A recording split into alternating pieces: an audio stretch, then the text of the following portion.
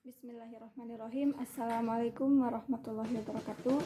Perkenalkan, nama saya Nada Ismayani, NIM 20010618. Saya dari jurusan PGMI kelas 2E. Saya di sini akan menjelaskan beberapa materi tentang pelajaran bahasa Inggris. Materi pertama tentang The Young Language Learner, tentang karakteristik anak-anak dalam belajar bahasa Inggris. Di dalam materi ini kita akan mempelajari bagaimana cara menyesuaikan dan mengajar anak-anak agar lebih efektif dan mengetahui karakteristik agar mereka lebih mudah dalam belajar bahasa Inggris nantinya. Dan kita akan membedakan anak-anak dalam 2 tahapan, yaitu tahapan usia. Ada tahapan pertama yaitu dari usia 5 sampai 7 tahun. Tahapan yang kedua dari usia 8 sampai 10 tahun. Dengan perbedaan usia, maka berbeda juga apa-apa yang akan kita pelajari kepada mereka dan karakteristik juga akan sangat berbeda. Berawal dari yang berumur 5 sampai 7 tahun.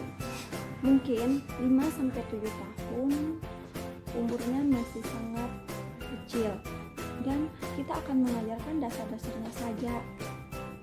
Seperti kita akan memperkenalkan mereka tentang huruf dalam berbahasa Inggris, terus angka dan juga warna.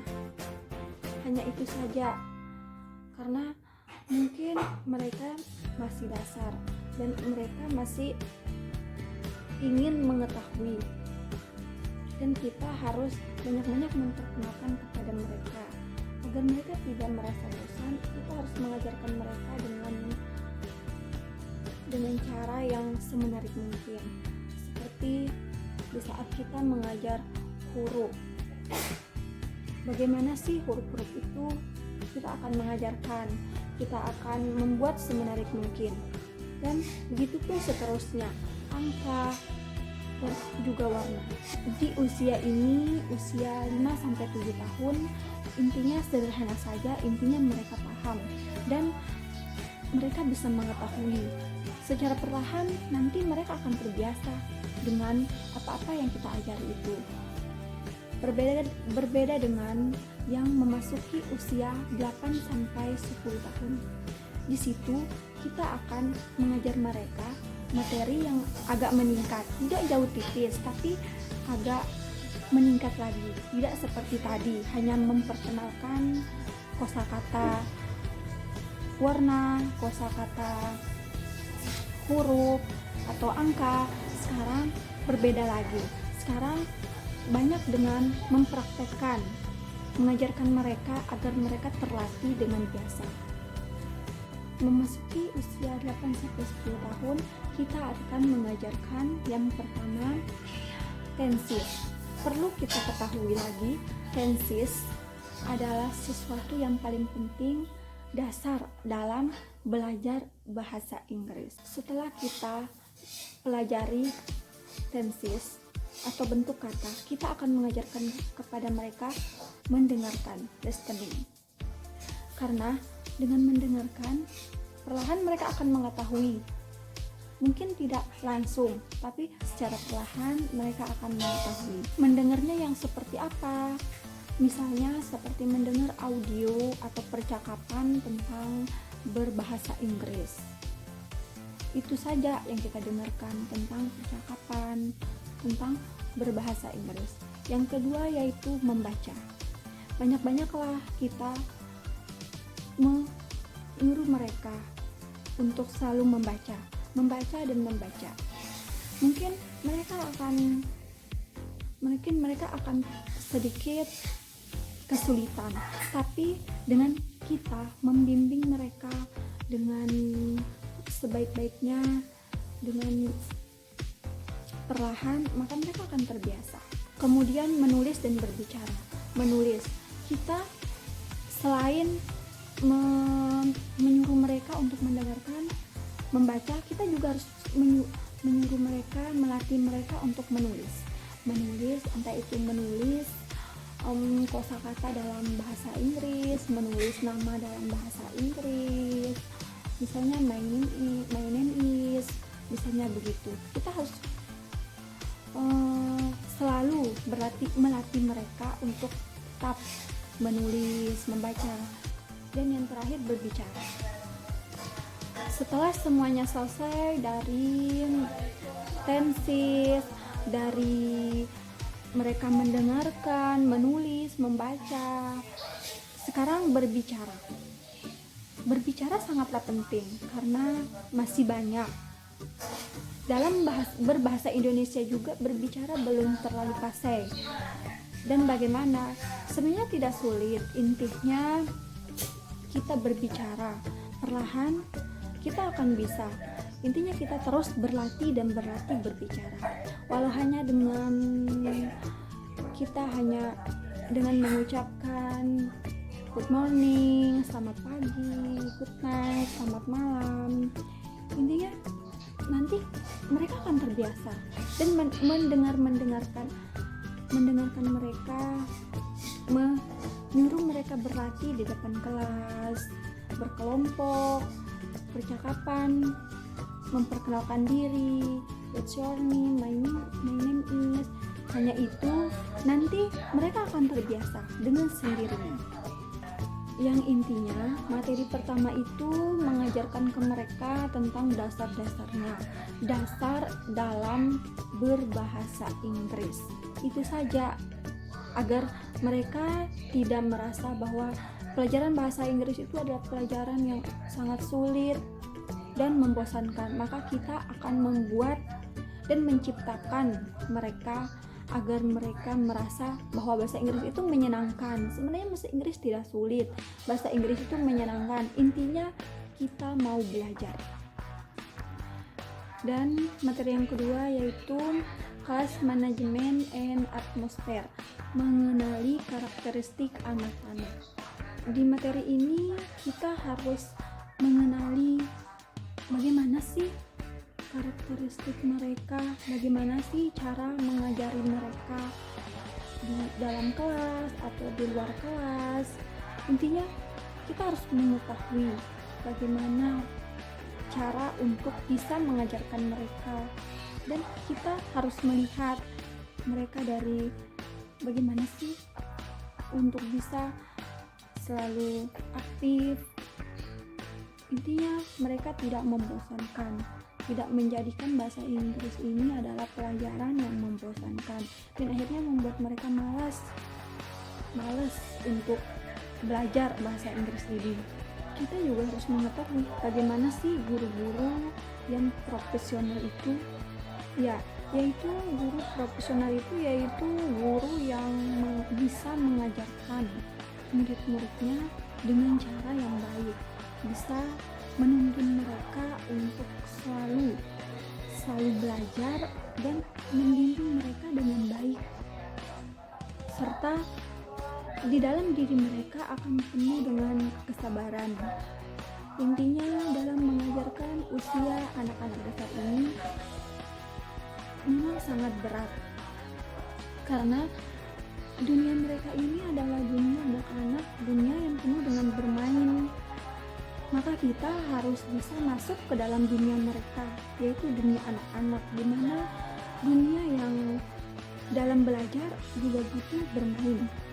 Tapi bermain yang bagaimana? Yaitu dalam belajar kita juga bisa mengajak mereka bermain misalnya dengan cara game misalnya. Dalam belajar kita akan membuat game tentang materi itu, intinya membuat mereka senang.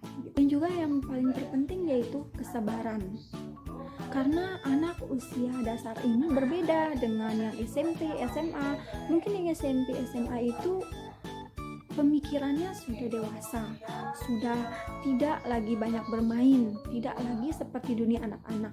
Jadi dunia anak-anak ini sangat sensitif. Salah sedikit kita mengajari mereka, maka mereka salah menanggapinya. Maka kita harus penuh kesabaran. Dan yang selanjutnya materi ketiga yaitu materi pembelajaran bahasa Inggris kepada anak-anak. Strategi dalam mengajarkan pelajaran kepada mereka.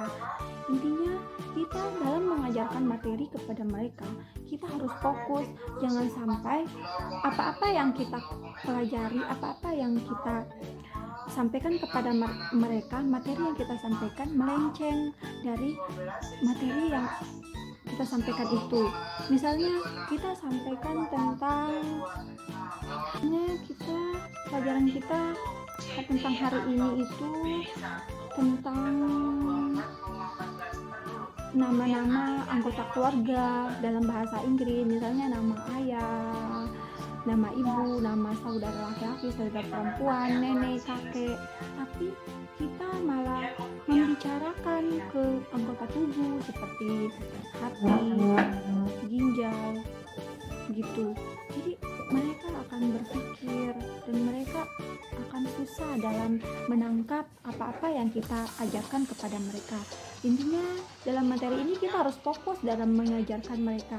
Kalau sudah satu pelajaran yang kita ajarkan kepada mereka, maka kita harus fokus ke itu, jangan sampai melenceng ke selain itu. Dan juga di materi ini kita sebagai guru yang akan mengajarkan murid-murid kita, maka mereka juga perlu semangat. Kita perlu menyemangati mereka agar mereka tidak loyo. Di saat masuk pelajaran bahasa Inggris, mereka merasa beban menurut mereka bahwa bahasa Inggris itu menyeramkan gitu. Tapi intinya bahasa Inggris itu menyenangkan. Kita harus meyakinkan mereka bahwa bahasa Inggris itu menyenangkan. Kita harus membuat mereka tertarik dengan bahasa Inggris. Materi keempat yaitu bagaimana cara merencanakan pembelajaran bahasa Inggris kepada anak-anak. Merencanakan sesuatu tentang pembelajaran sangatlah penting, karena selain kita mengajarkan, kita juga harus mengajarkan mereka sesuatu yang mereka tidak ketahui menjadi tahu. Bukan hanya kita sekedar mengajar, kita masuk kelas, kita hanya mengajar, setelah bel keluar, kita keluar, tapi kita juga harus membimbing mereka, membimbing secara perlahan agar mereka juga tahu. Berarti kita bukan hanya mengajarkan saja, tapi juga membimbing mereka. Dan juga kita harus memperhatikan bagaimana mereka di dalam kelas. Maka kita akan bisa mengetahui mana yang belum terlalu paham, mana yang cepat paham, mana yang masih butuh belajar, mana yang sudah agak mengerti. Maka kita akan mengetahui itu. Makanya kita bukan hanya mengajar, tapi juga membimbing mereka, melatih mereka untuk menjadi orang-orang yang sukses. Dan dengan waktu, kita harus menggunakan waktu dengan sebaik-baiknya. Jangan sampai waktu itu terbuang dengan sia-sia tanpa ada sesuatu yang dipahami oleh murid kita.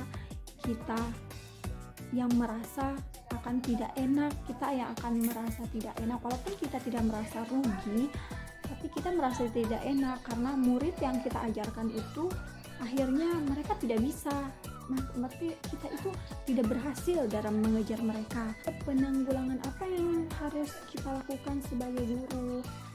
Misalnya selain mengajar, kita juga berperan penting dalam lingkungannya di sekolah.